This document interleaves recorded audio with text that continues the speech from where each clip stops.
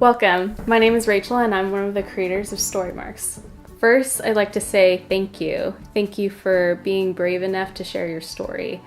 Sharing your story is a pretty special thing. A good story, a relatable story, can move people, can reveal things about people, and even bring healing. Because we value you sharing your story and we want you to do it with confidence, we've put this video together to give you some basics and some tips so that you can do that. The board system became difficult and really regretful now.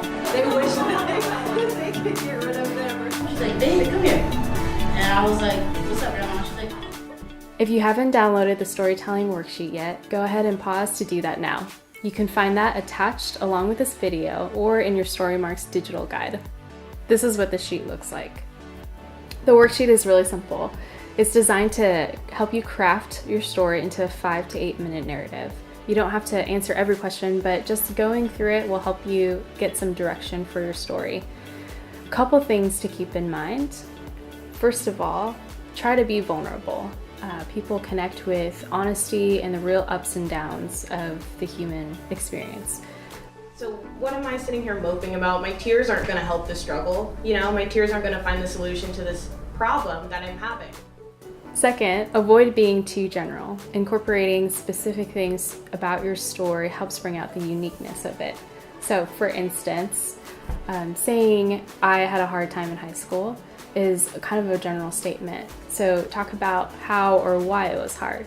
Instead, say something like, high school was hard, I experienced depression for the first time, I struggled with sleeping, and I would sleep over 12 hours a night, and I felt really low all the time. Having those specifics really help liven up the story. Once you're done putting your story together, you can go ahead and send your story to your local Storymarks coordinator. And if you need more help, don't hesitate, you can go ahead and ask her. We have 5 tips for you on telling your story at the event, and I have my friend Allie who could have really used these tips when she shared her story. 1. Make eye contact with your audience. Notice how she's scanning the room, staring down at her paper, and staring blankly. Making eye contact with individuals as you share will help draw people in to what you're sharing and make it feel like you're speaking with them versus at them. 2. Speak slowly. So then back in 2008, when after my boyfriend and I broke up and it was really hard and then things got really crazy because I didn't know what to do with my life. Rushing is one of the most common things people do while public speaking. If you find yourself talking too fast, try to pause, take a deep breath, and then continue. People are a lot more forgiving than you think, and it's going to be nearly impossible for you to go too slow. 3. Turn nervousness into excitement.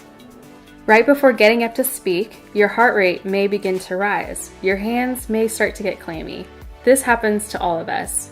Reinterpret your nervousness as excitement and then let that drive you forward. And I had a friend with me who lived in Davis at the time, and I'm like, ow. 4. Say thank you when you're done. And that's my story. Remember not to rush off, but stop to say thank you and receive the applause. 5. Practice. Hey guys, so my story, I'm pretty much winging this, so. Even people who are comfortable getting up and speaking have to practice. Run through your story with someone and time yourself beforehand to make sure you don't go too long or too short. Do this a few times and you will feel way more confident going into the event. And that's it. Take some time to incorporate some of these steps as you prepare and you'll do great. Thanks for stepping out and sharing your story.